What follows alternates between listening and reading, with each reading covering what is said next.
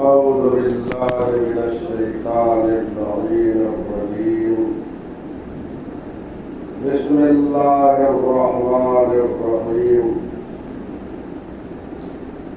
الحمد لله الذي جعلنا من المتمسكين بولاية أمير المؤمنين علي بن أبي طالب والأئمة الهدى عليهم السلام.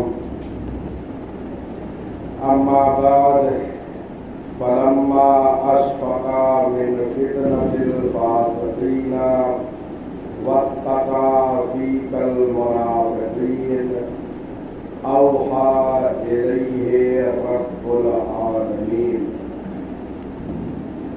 حاضرین محترم، زیارت غدیریہ کے حوالے سے جو ہماری گفتگو کا آغاز ہوا تھا، وہ گفتگو آج اپنے 19ویں مرحلے فکر میں داخل ہو چکا ہے. آج گفتگو یہاں پہنچی ہے کہ اس زیارت میں امام نے یہ کہا فلما اشفقا، چونکہ غدیر کے حوالے سے گفتگو ہو رہی تھی اور بات یہاں پہنچی تھی کہ پیغمبر امیر المومنین کی ولایت کا اعلان فرما دیں، ان کی شان و عظمت کو بیان کرنے کے لیے. لیکن پیغمبر اکرم اس مسئلے میں تحمل فرما رہے تھے، خوف کر رہے تھے کہ کہیں ایسا نہ ہو کہ ایک فتنہ پھوٹ پڑے، لوگوں میں اختلاف ہو جائے، لوگ ولایت کو قبول نہ کریں، ان کے اسرار جو ہے مجھ تک نہ پہنچ جائے. یہ ساری باتیں تھیں.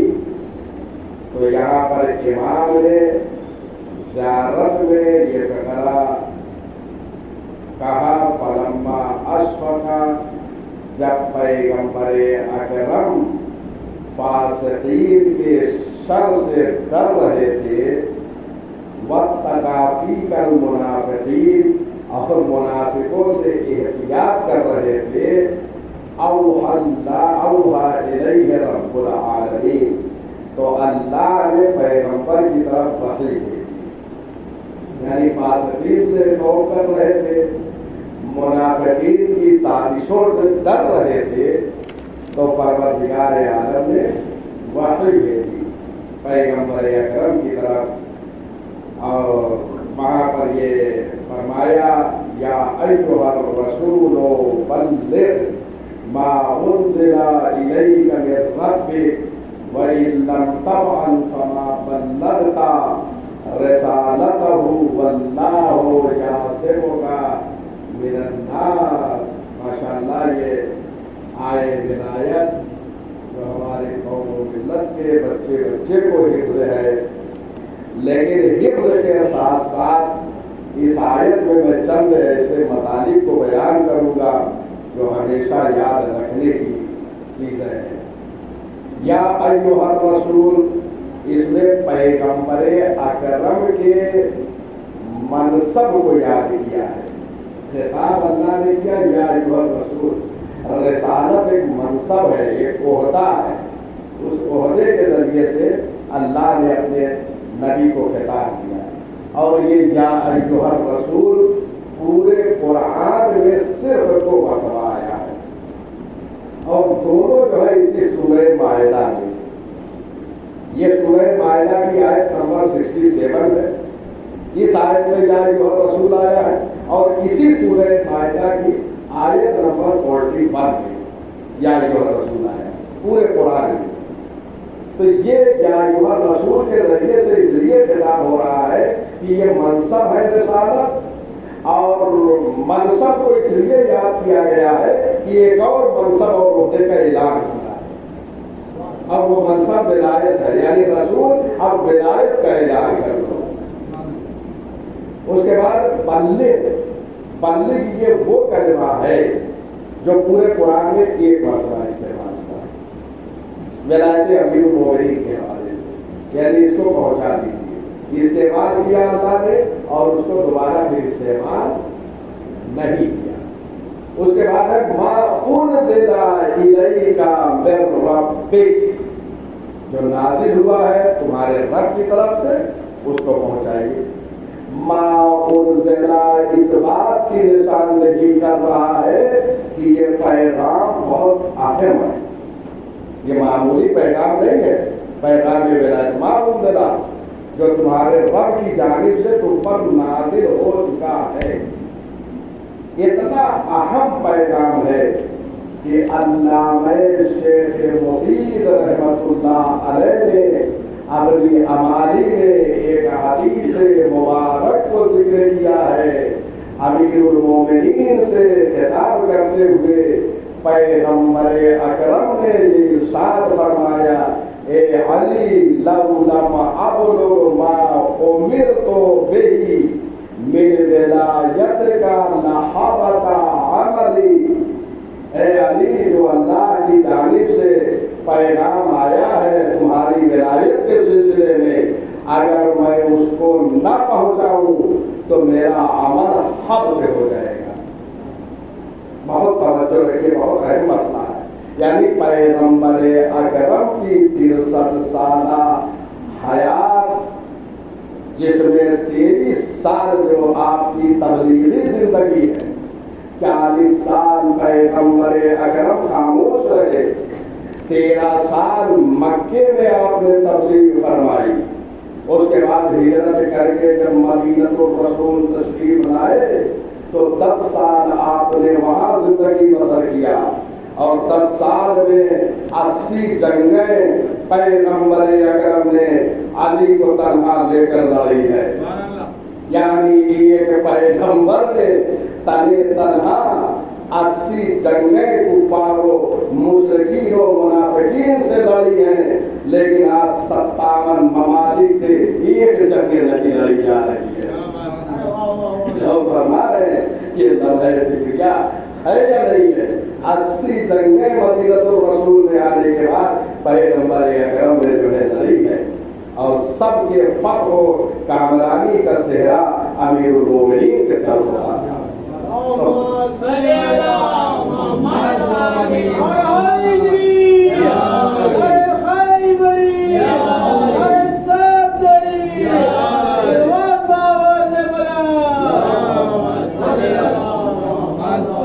تو یہ پیغام بہت اہم ہے۔ حبط عمل کہتے ہیں کہ اگر وہ پیغام نہ پہنچایا، اگر وہ کام انجام نہ دیا جائے تو سارا عمل بیکار ہو جائے، یعنی 23 سال جو پیغمبر اکرم نے خدمت کی ہے وہ خدمت کا صلہ جو ہے وہ بیکار ہو جائے گا اور سارا عمل باطل ہو جائے گا۔ کیوں؟ اس لیے کہ ولایت کا پیغام نہیں پہنچایا۔ تو اگر رسول پیغام ولایت کو نہ پہنچائے تو ان کا عمل باطل ہو جائے، اور اگر امت بغیر ولایت کے عمل کرے تو ان کا عمل حبط نہیں ہوگا، یقیناً حبط ہوگا۔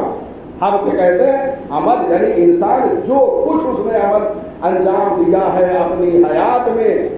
آپ دیکھیے، غور کیجیے، ایک خطبہ ہے، حتماً پڑھیے، امام رضا علیہ السلام کا، جب امام مدینہ الرسول سے مرو تشریف لے گئے ہیں۔ مرو ایک مقام ہے خراسان میں، ابھی آپ تشریف لے جائیں گے تو کہیں روڈ پہ آپ کو لکھا ملے گا، اس زمانے میں مرو مرکز خلافت تھا۔ وہاں پہ امام پہنچے ہیں تو ایک خطبہ ولایت اور امامت کے بعد میں دیا ہے، اس میں امام نے ارشاد فرمایا، بالامام یتم الصلاۃ، امام کے ذریعے سے نماز کامل ہے، والصیام، روزہ امام کے ذریعے سے مکمل ہے۔ یعنی اگر ولایت اور امامت نہ ہو تو نہ نماز مکمل ہے نہ روزہ مکمل ہے۔ سارے چیزوں کی تکمیل ولایت کے ذریعے سے ہے۔ اسلام کا بنیادی مسئلہ ہے ولایت امیر المومنین۔ اگر ولایت ہے تو سارے اعمال قبول ہے، اگر ولایت نہیں ہے تو سارے اعمال باطل ہیں۔ خود ایک بحث ہے علماء کے درمیان کہ اگر ولایت امیر المومنین نہیں ہے تو آیا عمل ہی باطل ہے یا نہیں، عمل صحیح ہے قبول نہیں ہوگا، یہ ایک مسئلہ ہے۔ بعض علماء نے لکھا کہ اگر ولایت نہیں ہے تو عمل ہی باطل ہے، بعض علماء نے لکھا ہے کہ اگر ولایت نہیں ہے تو عمل تو صحیح ہے لیکن ثواب نہیں ہے۔ اور فرما رہے ہیں یعنی ساری چیزیں موقوف ہے ولایت امیر المومنین پر، اتنا اہم مسئلہ ہے۔ وَإِن لَّمْ تَفْعَلْ فَمَا بَلَّغْتَ رِسَالَتَهُ، اگر اس کو نہیں پہنچایا تو کوئی پیغام جو 23 سال میں پہنچایا کچھ بھی نہیں پہنچایا۔ اچھا پیغمبر کو اٹھا رہے تھے، اللہ نے کہا واللہ یعصمک من الناس، اللہ جو ہے تمہیں لوگوں کے شر سے محفوظ رکھے گا۔ اس کا مطلب یہ ہے کہ غدیر کے 1,25,000 کے مجمع میں سب جو ہے حاضر نہیں تھے، کچھ اشرار تھے کچھ منافقین تھے۔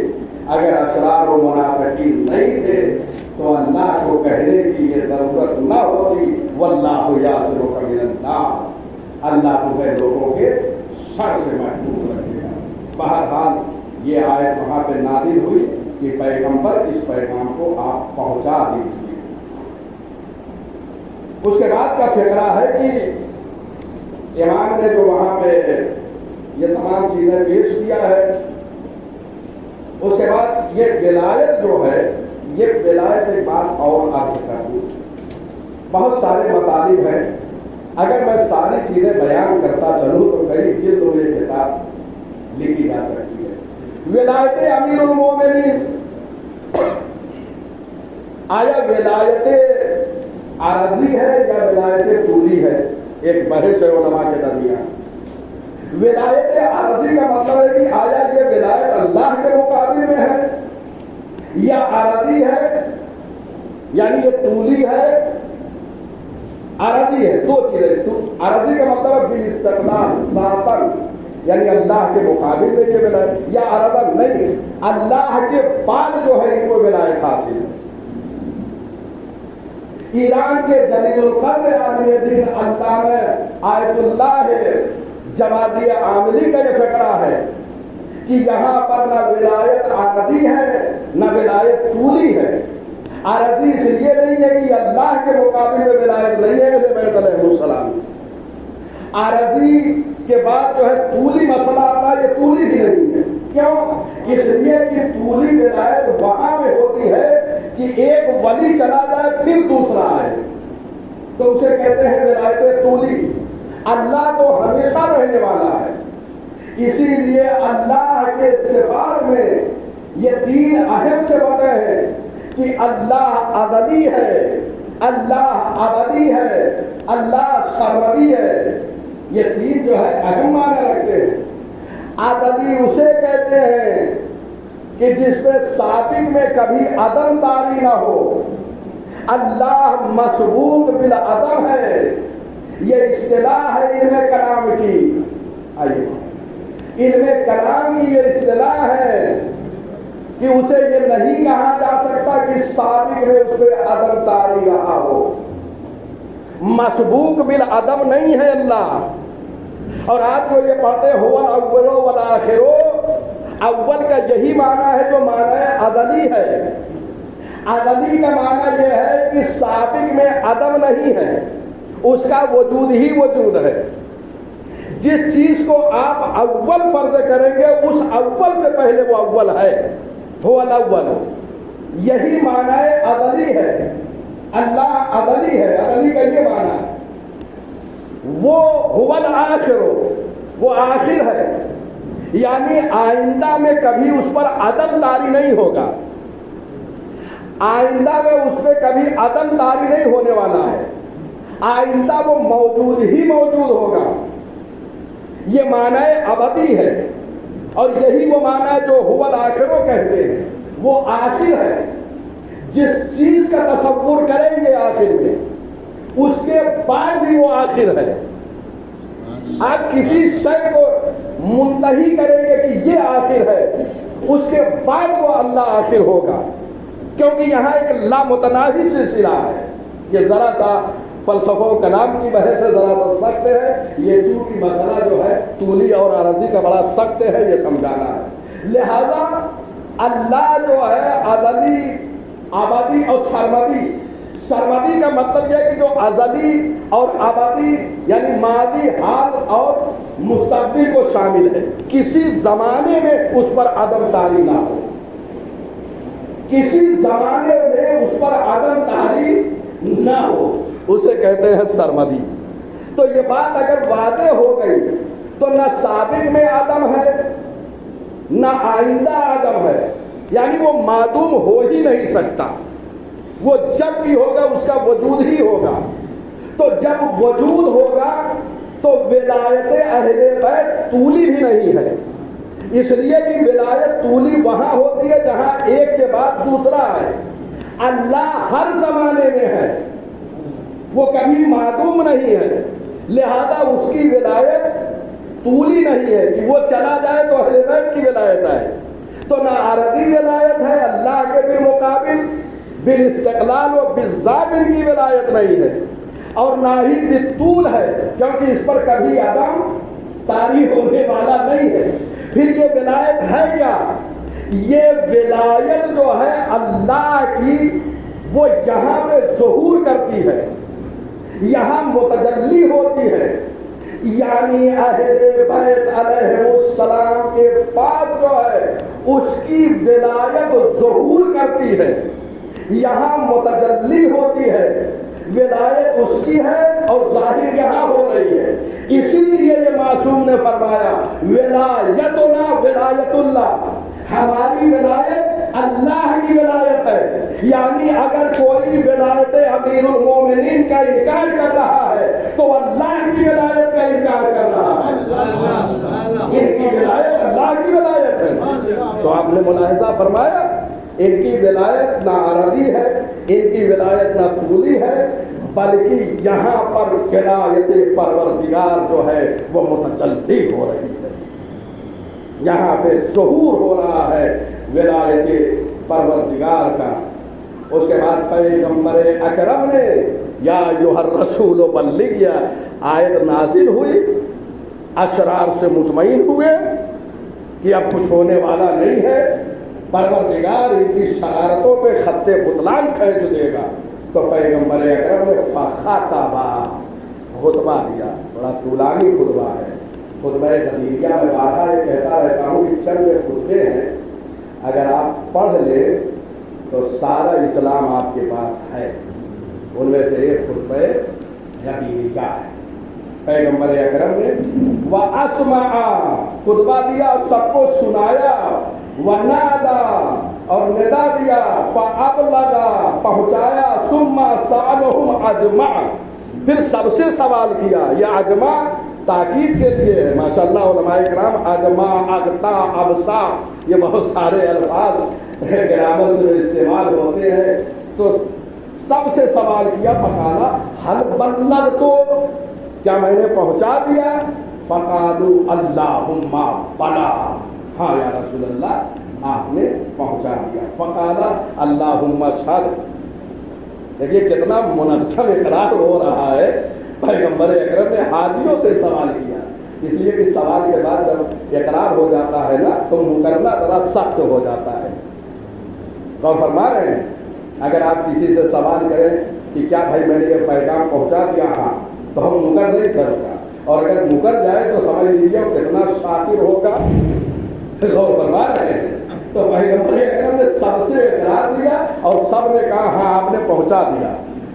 تو جب یہ سن لیا تو اب اللہ کو گواہ بنایا، پروردگار گواہ رکھ. سب نے اقرار کیا. فقالا اللہم اشہد، گواہ رکھ. ثم قال الست اولی بالمؤمنین من انفسہم، پھر پیغمبر اکرم نے یہ فرمایا کیا میں مومنین کے نفوس پر ان سے زیادہ اولا نہیں ہوں، ان پر حاکم نہیں ہوں، ان کا سرپرست نہیں ہوں. سب نے پھر اقرار کیا. یہ فقرہ المستدرک علی الصحیحین جلد نمبر 3 عالم اہل سنت حاکم نیشاپوری کی ہے. آپ مطالعہ فرمائیں. حاکم نیشاپوری نے خطبے کا ذکر کیا ہے پیغمبر اکرم کے, اور اس فقرے کا بھی ذکر کیا ہے, اور حدیث غدیر کا بھی ذکر کیا ہے. عالم اہل سنت نے بہرحال اس میں نے ابھی قبل از مغرب ایک اپنی تقریر میں یہ ساری باتیں ذکر کی ہے کہ 3 گروہ علماء اہل سنت کا ہے. ایک گروہ وہ ہے جنہوں نے اساساً جو ہے انکار کیا ہے غدیر کا, جس میں فخر رازی آتے ہیں. فخر رازی نے روایتیں تو نقل کی ہے, خوب دقت کیجیے, سب مطالب بہت اہم ہیں. فخر رازی نے تفسیر کبیر میں اس آئے مبارکہ کے ذیل میں حدیثیں نقل کی ہے کہ یہ علی کے بارے میں نازل ہوئی. اس کے بعد 10 احتمال دیے ہیں, 10 احتمالات پیش کیے ہیں انہوں نے, تاکہ یہ واقعہ غدیر گم ہو کے رہ جائے. دوسرا گروہ علماء اہل سنت کیا کہتے ہیں کہ یہ حدیث جو ہے, حدیث غدیر, یہ خبر واحد ہے لیکن صحیح السند ہے. اس میں رشید رضا صاحب تفسیر علم منار ہیں, انہوں نے کہا کہ یہ خبر واحد ہے لیکن سندن صحیح ہے. اور ایک گروہ علماء کا یہ ہے جو کہتا ہے کہ نہیں, یہ خبر متواتر ہے, یعنی انکار نہیں کر سکتے, تسلیم کیا. تو 2 گروہ نے تسلیم کیا, جو صحیح السند مانتے ہیں, جو متواتر مانتے ہیں, سب نے جو ہے تسلیم کیا. اب انکار کی گنجائش ہی نہیں ہے کہ اس حدیث قدیر کو انکار کر دے. تو پھر کیا ہوا, مانے منقول تمہیں الجھا کے رکھ دیا امت کو, اور کہا مولا کے 18 معنی ہے اور 21 معنی تک بیان کر دیا. میں نے کل شب میں عبادت خانہ حسینی میں کئی ایک دلیلیں پیش کیا, اس سے پہلے زینبیہ میں ادلہ و براہین کو پیش کیا, اور ابھی قبل مغرب متعدد دلیلوں کو میں نے پیش کیا ہے کہ مولا کے معنی حاکم اور سرپرست اور اولا بالتصرف امام اور ہادی کے ہیں, کوئی اور معنی نہیں ہے. حتیٰ کہ اہل لغت صاحب مجموع البحرین طریحی نے لکھا, نہایہ میں ابن اسیر نے لکھا, لسان العرب جتنی لغتیں آپ دیکھیں گے تحقیقی سب نے لکھا ہے کہ مولا کا معنی جو ہے حاکم کے ہیں, سرپرست کے ہیں, اولا بالتصرف کے. اور متعدد دلیلیں پیش کیا. بہرحال وقت نہیں کہ میں ساری وہ دلیلیں پیش کروں. اگر آپ جاننا چاہتے ہیں تو پہلا اور دوسرا درس ولایت آپ اس کا جو ہے مطالعہ فرمائیں, ساری دلیلیں میں نے وہاں بیان کیا ہے. اور مزید اگر دلیل چاہیے تو علامہ امینی رحمۃ اللہ علیہ کی کتاب الغدیر کی جلدیں اور فن کا مطالعہ فرمائیں, وہاں پہ ساری چیزیں موجود ہیں. پیغمبر اکرم نے کہا الستُ اولیٰ بالمؤمنین من انفسہم فقالوا بلی, سب نے ایک زبان ہو کر کہا آپ مومنین کے نفوس پر اولیٰ بالتصرف ہیں. پھر پیغمبر اکرم نے دست اقدس امیر المومنین کو پکڑا. یہ حاکم نیشاپوری لکھتے ہیں عالم اہل سنت. اس کے بعد فرمایا من کنت مولاہ فہذا علی المولا, جس کا میں مولا ہوں اس کے لیے علی مولا ہے. ماشاء اللہ کو مشہور ہے, لیکن حدیث مشہور ہونے کے ساتھ ساتھ اس زمانے میں ضرورت ہے کہ ادلہ و براہین کے ساتھ حسن و خوبی کے ساتھ اہل عالم تک پہنچایا جائے, تاکہ مذہب حق کرے اہل بیت سے لوگ ملحق ہوتے چلے جائیں. حسن کے ساتھ بیان کیا. خود معصومین علیہ السلام کی احادیث مبارک میں حسن ہے, اور انسان کو بھی چاہیے, ایک عالم و مبلغ کو چاہیے کہ اس کو حسن کے ساتھ بیان کرے. معصوم فرماتے ہیں فَإِنَّ النَّاسَ لَوْ عَلِمُوا مَحَاسِنَ كَلَامِنَا لَاتَّبَعُونَا, اگر لوگوں کو ہمارے کلام کی خوبیوں کا علم ہو جائے تو یقیناً ہماری پیروی کریں گے. آج جیسے جیسے علوم آل محمد لوگوں پر منکشف ہوتے جا رہے ہیں, ویسے ویسے مذہب حقہ سے ملحق ہوتے جاتے ہیں. ابھی آپ نے سوشل میڈیا پہ دیکھا ہوگا مسجد اقصیٰ کے شیخ صلاح الدین نے مذہب شیعہ کا بہت بڑی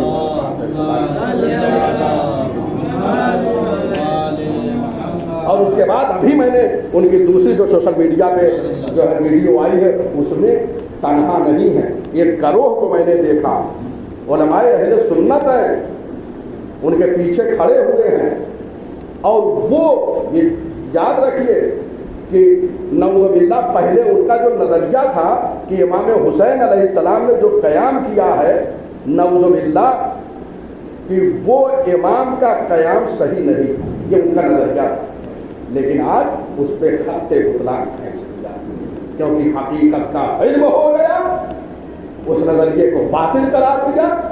اور دوسری ویڈیو جو ابھی جاری ہوئی ہے اس میں علماء کو لے کر اس حدیث مبارک کو پڑھ رہے ہیں، قرات کر رہے ہیں، حسین منی وانا من حسین احب اللہ من احب حسینا، حسین مجھ سے ہے اور میں حسین سے ہوں، اللہ اس سے محبت کرے، احب اللہ من احب حسینا، اللہ اس سے محبت کرتا ہے جو حسین سے محبت کرتا ہے۔ یہ حدیث مبارک عقائد باطلہ پہ خط بطلان کھینچ دیا اور مذہب حقہ کی راہ منکشف ہو گئی ہے۔ کیوں؟ ایسے حالات میں مذہب شیعہ کو، اور صرف یہ نہیں، بعض خواتین کی آپ نے دیکھا ہوگا کہ ویڈیو جاری ہوئے جنہوں نے مذہب حقہ کو قبول کر لیا ہے۔ تو آج ضرورت اس بات کی ہے کہ ہم اپنے عمل و کردار سے اہل بیت علیہ السلام کی جانب لوگوں کو دعوت دیں۔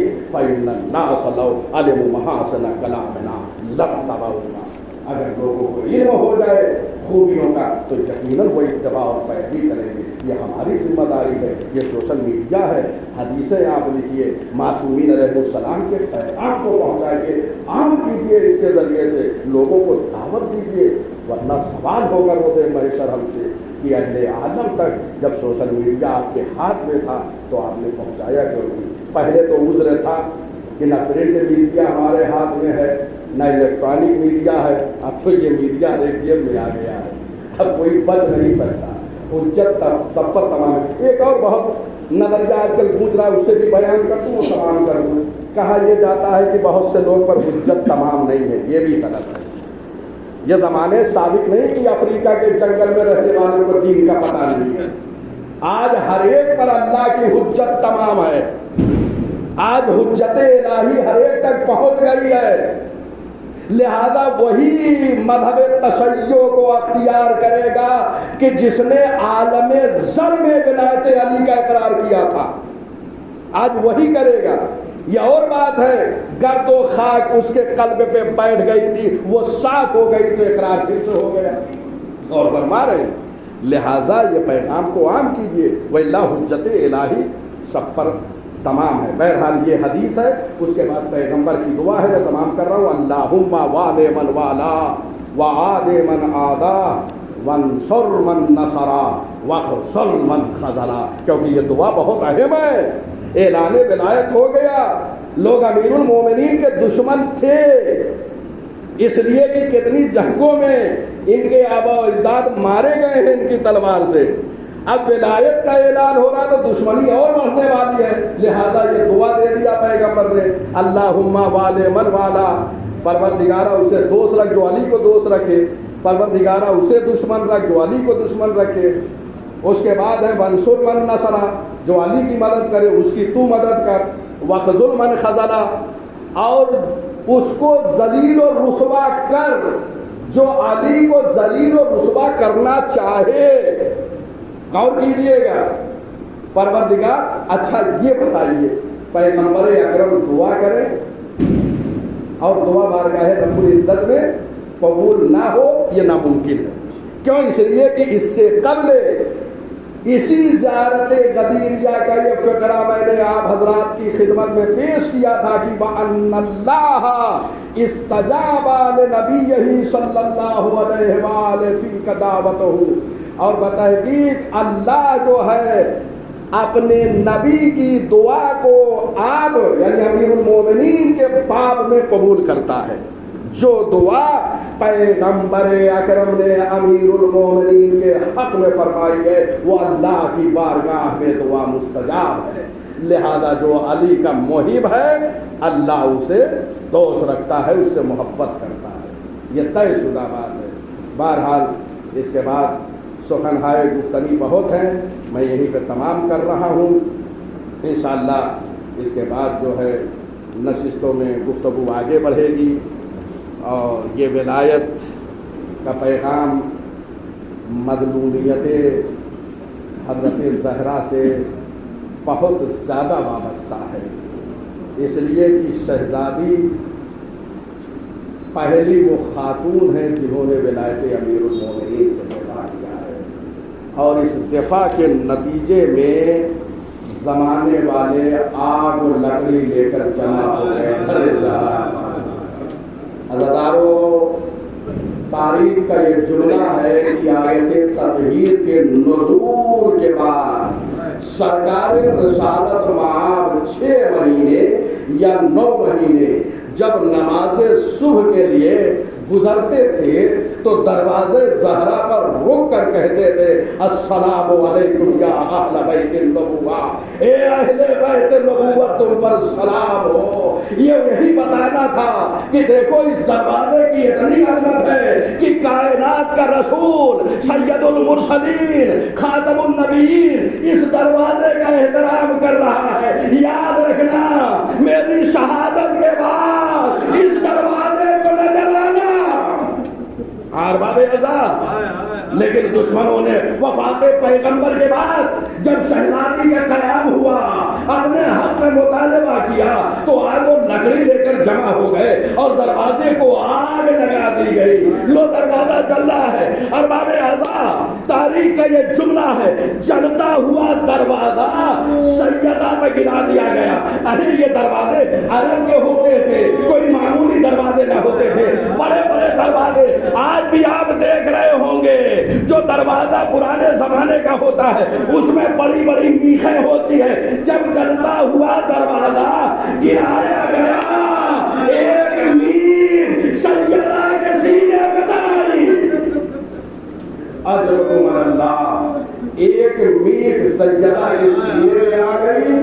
تاریخ نے یہ جملہ لکھا ہے کہ بنت مصطفیٰ جب تک زندہ رہی داہنے ہاتھ سے تسبیح نہیں پڑھتی تھی۔ لو عزادارو، دروازے اور دیوار کے درمیان بنت مصطفیٰ پس جاتی ہے، آواز دیتی ہے یا ابتا اہاکذا یفعل بابنتک، اے بابا آپ دیکھیے آپ کی بیٹی کے ساتھ یہ کیا ظلم ہو رہا ہے۔ یہ ایک آواز دیا ہے اپنے بابا کو، اور سنو دوسری آواز فضا کو دیا ہے، کہہ دیا فضا تو الیک خذینی، اے فضا دو میرے شکم میں میرا محسن شہید ہو گیا۔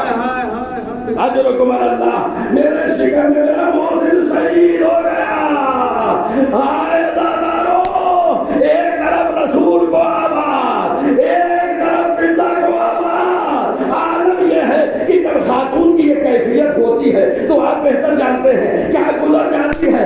ابھی سیدہ اسی عالم میں تھی، علی کے گلے میں رسی ڈال دی گئی۔ ہائے چھوٹے چھوٹے حسن حسین، ارے ماں کو سنبھالے یا اپنے بابا کو بچائے۔ ہائے حسن و حسین، کبھی ماں کو دیکھ رہے ہیں، کبھی بابا کے گلے میں رسی کا منظر۔